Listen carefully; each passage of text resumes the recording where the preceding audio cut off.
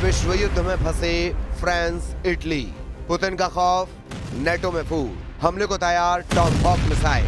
France Italy का America को alert. आखिर ऐसी क्या वजह है कि जिस वक्त राष्ट्रपति ट्रंप और जेलेंस्की दावा कर रहे हैं कि कई मोर्चों पर यूक्रेनी सेना जीत रही है, ऐसे वक्त में फ्रांस के राष्ट्रपति इमैनुअल मैक्रों और इटली की प्रधानमंत्री जॉर्जिया मेलोनी नेटो को गंभीर चेतावनी देते हुए क्यों दावे कर रहे हैं कि अगर रूस के खिलाफ आक्रामक कार्रवाई की गई या फिर आक्रामक हमले किए गए तो पूरी दुनिया जंग की चपेट में आ जाएगी। इमैनुअल मैक्रों और जॉर्जिया मेलोनी दोनों ने ही बहुत साफ चेतावनी दी है कि रूस को चारों तरफ से घेरना बहुत बड़ी भूल साबित हो सकती है।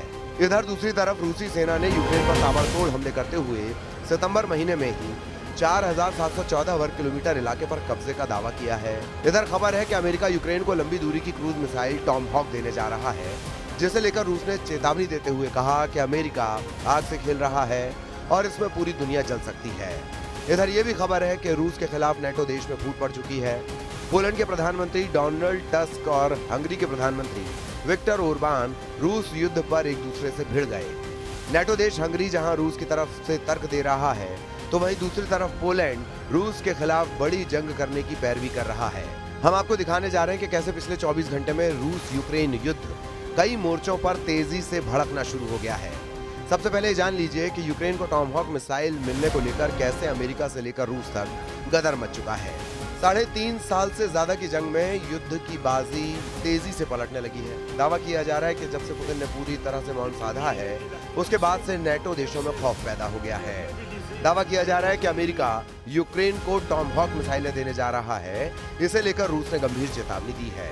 इधर फ्रांस और इटली को लग रहा है कि अगर रूस ने नेटो देशों पर हमले शुरू किए तो अमेरिका यूक्रेन की तरह बाकी नेटो देशों को रूसी हमलों से किसी भी कीमत पर नहीं बचा पाएगा।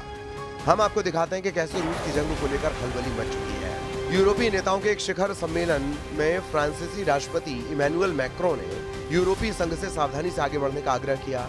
कोपेनहेगन में शिखर सम्मेलन को संबोधित करते हुए राष्ट्रपति मैक्रों ने कहा, मुझे लगता है कि हम सभी को बहुत सतर्क रहना होगा, क्योंकि हम टकराव के दौर से गुजर रहे हैं जिसमें काफी विविधता से भरा जोखिम है। हमें बहुत सतर्क रहना होगा और किसी भी तरह की बढ़त से बचना होगा।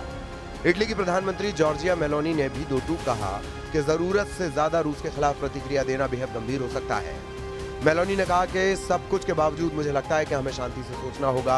हमें रूस के उकसावे का जवाब नहीं देना चाहिए, हमें खुद को तैयार रखना होगा। ये बिल्कुल सच है। डेनमार्क की प्रधानमंत्री मेटे फ्रेडरिक्सन ने रूस के हाइब्रिड युद्ध का जवाब देने के लिए यूरोप से हथियार बंद होने का आह्वान किया है, लेकिन दूसरे प्रमुख महाद्वीपीय नेताओं ने मॉस्को के साथ बढ़ते तनाव के चक्र में फंसने से बचने की सलाह दी है। हाइब्रिड युद्ध में पारंपरिक तरीकों जैसे टैंक और मिसाइलों के साथ साथ गैर पारंपरिक तरीकों जैसे साइबर हमले और इंटरनेट पर दुष्प्रचार का भी इस्तेमाल होता है। इधर अमेरिका टॉमहॉक लंबी दूरी की मिसाइल यूक्रेन को देने जा रहा है, ऐसे दावे किए जा रहे हैं। टॉमहॉक के सबसे टॉप मॉडल की मारक क्षमता 2400 किलोमीटर तक होती है। ये लगभग 885 किलोमीटर प्रति घंटे की रफ्तार से हमला करती है। इधर रूसी राष्ट्रपति व्लादिमीर पुतिन के प्रवक्ता ने कहा है कि अगर अमेरिकी राष्ट्रपति डोनाल्ड ट्रंप यूक्रेन को टॉमहॉक मिसाइलें भेजने की मंजूरी देते हैं तो ये माना जाएगा। अगर ऐसा होगा तो रूस यूक्रेनी सेना का वजूद ही मिटा देगा। रूसी सरकारी समाचार एजेंसी तास की रिपोर्ट के अनुसार दिमित्री पेस्कोव ने ये भी चेतावनी दी है कि अगर अमेरिका यूक्रेन को रूस के खिलाफ खुफिया जानकारी देता है तो रूस इसका मुंहतोड़ जवाब देगा। इधर वॉशिंगटन स्थित centre for strategic and international studies का अनुमान है कि 2,50,000 से ज्यादा रूसी सैनिक और 60,000 से 1 लाख तक यूक्रेनी सैनिक मारे गए हैं। इस बीच संयुक्त राष्ट्र ने 10 सितंबर को बताया था कि युद्ध में 1,41,000 से ज्यादा यूक्रेनी नागरिक मारे गए हैं। द मॉस्को टाइम के अनुसार इस युद्ध में 620 से ज्यादा रूसी नागरिक भी अपनी जान गंवा चुके हैं। दूसरी तरफ रूसी रक्षा मंत्रालय ने भी इस साल यूक्रेनी क्षेत्र के 4,714 वर्ग किलोमीटर पर कब्जा करने का दावा किया था। वॉशिंगटन स्थित think tank institute for the study of war यानी ISW का अनुमान है कि रूसी आंकड़ों का वास्तविक आंकड़ा 3,434 वर्ग किलोमीटर के करीब है। रूस कब्जे का ज्यादा इलाका बता रहा है।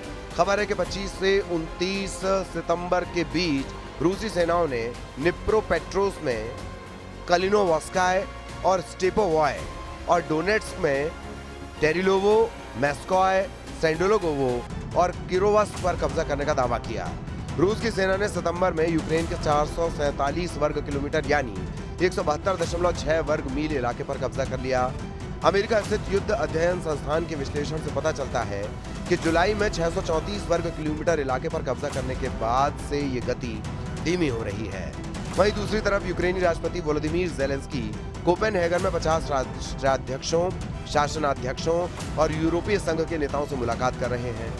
अब ऐसे हालात में साफ है कि रूस के खिलाफ बड़ा और निर्णायक युद्ध करने से पहले नेटो, यूरोपियन यूनियन और अमेरिका अच्छी तैयारी के साथ ये तय कर लेना चाहते हैं कि अगर रूस ने विनाशक युद्ध शुरू किया तो फिर उससे निपटा कैसे जाएगा।